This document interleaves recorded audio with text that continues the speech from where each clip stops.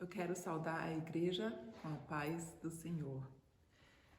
Este culto é nosso primeiro culto online e eu agradeço a Deus e a Thaís que possibilitou a gente poder gravar uma pregação e poder assistir um culto mesmo não podendo sair de casa. Às vezes as crises se tornam chances na nossa vida. Eu quero orar.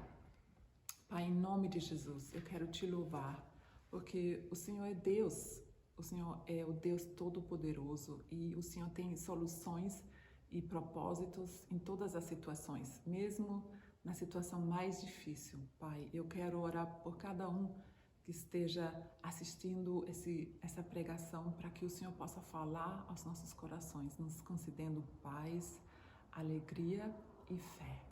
Em nome de Jesus. Amém. Eu confesso que eu não preveni essa crise. A partir de janeiro já ouvi nas notícias a respeito desse vírus que estava acontecendo na China e eu vi muito, mas pensei, poxa, eles estão exagerando um pouco.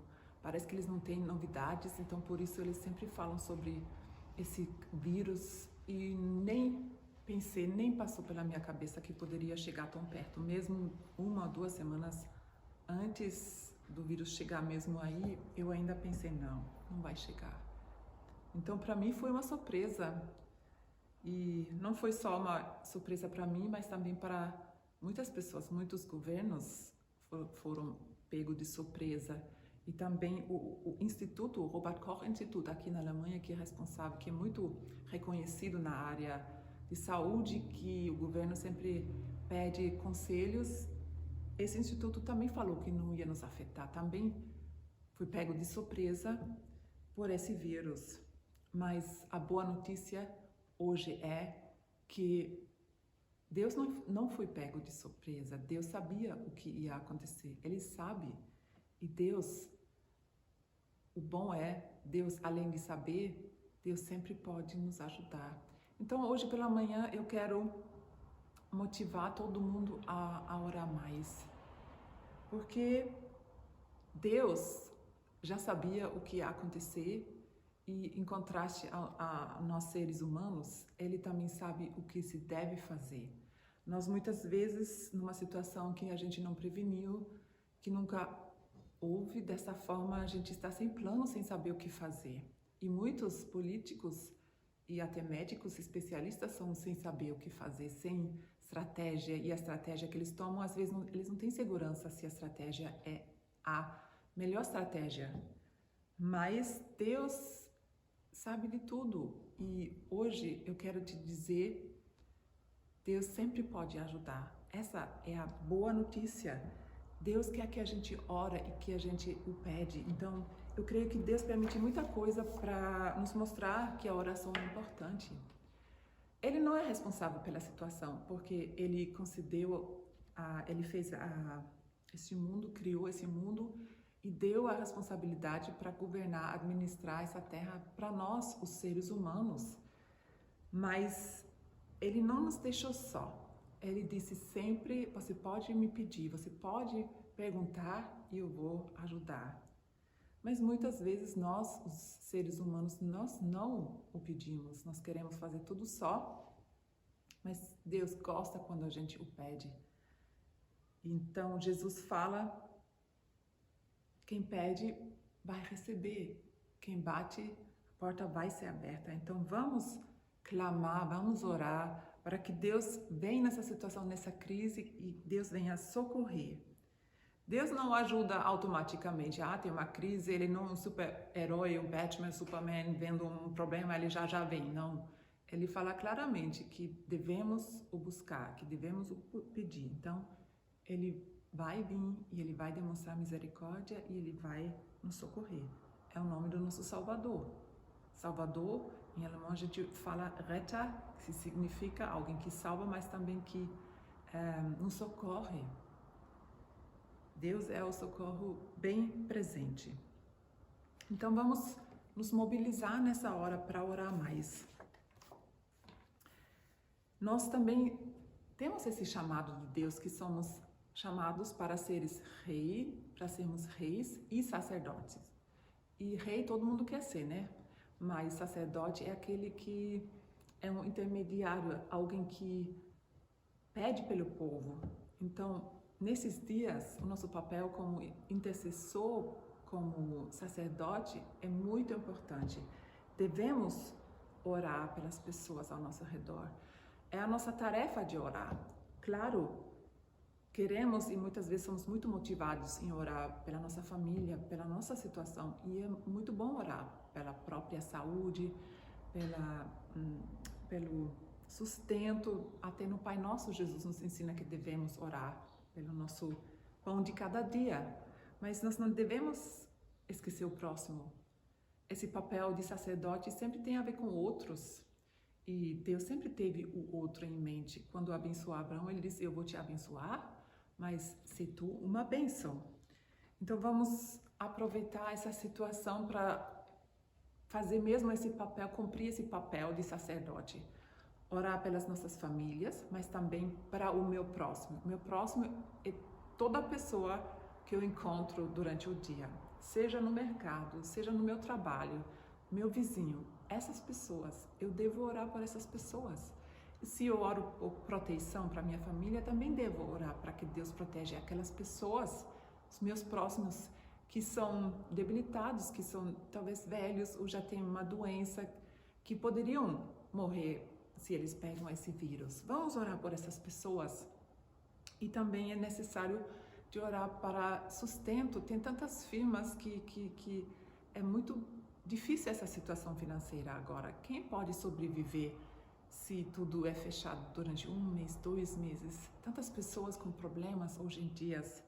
Avós que querem ver os netos e não podem, pessoas isoladas em casa. São muitas situações difíceis e somos chamados a orar. E também somos chamados para orar por nossa nação, pelos governadores, pelos responsáveis. Eu mandei no grupo da igreja o texto de Timóteo, quando Paulo fala para Timóteo que devemos orar pelos que governam, para que tenhamos uma vida em paz e para que também Jesus seja conhecido como o Salvador. Então, essa é a nossa tarefa. E o meu desafio é bom que cada um ore, mas o meu desafio, talvez você pense numa meia hora ou 1 hora por semana que você pode orar nessa crise. Sei lá, terça-feira, das 9 até 10 ou das 9 até 9h30. Eu não sei como é o seu tempo, mas pense se você não tem meia hora, 1 hora, a qual você poderia ser sacerdote, orando por você, por sua família, mas também por essa igreja, pelos próximos ao teu redor e por essa nação. E vamos comunicar. Talvez a gente consiga encher pelo menos 1 ou 2 pessoas cada dia, seria muito bom. E eu quero abrir a igreja. Talvez você não consiga se concentrar em casa. Eu sei que a oração em casa tem o mesmo valor, mas às vezes tem tantas coisas em casa e às vezes é bom você ir para a igreja, porque lá você tem sossego, não tem ninguém te chamando e você pode se concentrar. Então, a minha oferta é, se você quer orar na igreja, então venha pedir a chave comigo, com o Rudy, e talvez você conhece uma outra pessoa que tem a chave, fale comigo, nós vamos te dar a chave para você poder orar aqui nessa igreja, porque queremos intensivar o nosso papel de sacerdote como igreja. Amém? Mas também quero deixar algumas palavras de Jesus com você. Essas palavras que eu vou ler, que se encontram em João 14, versículo 27 e 28a, primeira parte de 28, Jesus fala para os seus discípulos bem antes de morrer. Ele queria preparar os seus discípulos para essa crise, esse tempo difícil. Quando ele for morrer, ele não vai poder mais estar com eles. Então, ele está tentando os preparar. E ele fala essas palavras que daqui a pouco vamos ler. Mas hoje eu acho que essas palavras têm muito a ver conosco, porque essa situação, essa crise, essa peste, essa doença, certamente é uma das dores de parto do novo reino de Deus, que vem antes que Jesus volte. Nós não sabemos quando ele volte, mas ele fala claramente que terremotos, doenças, guerras, são como dores que vêm preparando a sua volta. Para os primeiros discípulos, foi um terror pensar que Jesus não poderia estar mais com eles. E ele os consola, eu volto. E nós não sabemos que ele vai voltar, mas às vezes ficamos com medo pensando que ele poderia voltar, que coisas poderiam mudar. Mas nós não vamos ver isso mais como uma ameaça da nossa rotina, mas ver como nosso destino. Devemos nos alegrar com a volta de Jesus. Então eu acho que essas palavras dele são muito válidas hoje, nesse tempo que a gente está na expectativa da Páscoa, comemorando a sua primeira ida, a morte, que ele morreu por nós na cruz para poder reconciliar todos que querem com o Pai, mas também vivendo essa dor antes da sua segunda volta. Então eu quero ler João 14, 27 e 28a. Então, Jesus falou, e toma essa palavra por você. Deixo-vos a paz, a minha paz vos dou. Não vos dou como o mundo o dá. Não se turbe o vosso coração, nem se atemorize. Ouviste que eu vos disse, vou e venho para vós. Então essa palavra para nós é uma palavra de esperança. Eu volto, eu vou voltar, eu vou, mas eu volto. Mas ele sabia que os tempos iam ser difíceis para os discípulos e talvez esses tempos estão sendo difíceis para você. Então, receba essa paz de Jesus. Jesus fala, eu vou vos dar a minha paz. E a paz que Jesus nos dá é uma paz, ele fala, diferente da paz que o mundo dá. Não é uma paz que significa simplesmente a guerra acabou, mas é uma paz que é muito ligado com Jesus mesmo. Se você vai observar uma criança pequena, se a criança pequena está só passando por uma situação difícil, ela vai ficar com medo, com pavor. Mas se uma criança pequena está sendo acompanhada pela mãe, pelo pai, a criança não vai estar nem aí com o perigo. A criança vai se sentir segura. Com outras palavras, a criança vai ter paz, porque sabe, eu não estou só. Está alguém comigo que sabe a solução, que sabe o que se deve fazer. E essa mesma paz, Jesus está deixando para nós, conosco. Ele te diz, eu estou com você, eu vejo toda a tua dificuldade, mas eu não estou te deixando só, estou ao seu lado. Então, receba e guarda a minha paz. E um outro fator da paz, diferente da paz que o mundo dá, é o fator que nós, seres humanos, às vezes prometemos coisas e queremos fazer coisas, queremos ajudar, queremos fazer algo, mas depois a gente esquece, ou muda de ideia, ou uma coisa aconteceu e você não quer mais. Então, nós às vezes estamos desapontados com pessoas. Todos nós vivemos situações onde fomos desapontados por pessoas que amamos. Então, isso nos deixa um pouco preocupado. E às vezes com um anseio, será? A gente fica preocupado. Mas com Jesus, você nunca precisa se preocupar, porque as promessas que Ele nos deu, Ele sempre vai cumprir.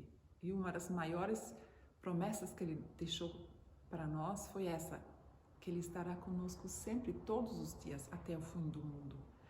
Então toma essa promessa e toma essa paz de Jesus para você hoje. Se você tem briga em casa porque os seus filhos não podem sair, não podem ir para a escola e talvez estão irritando alguém dentro de casa, receba essa paz.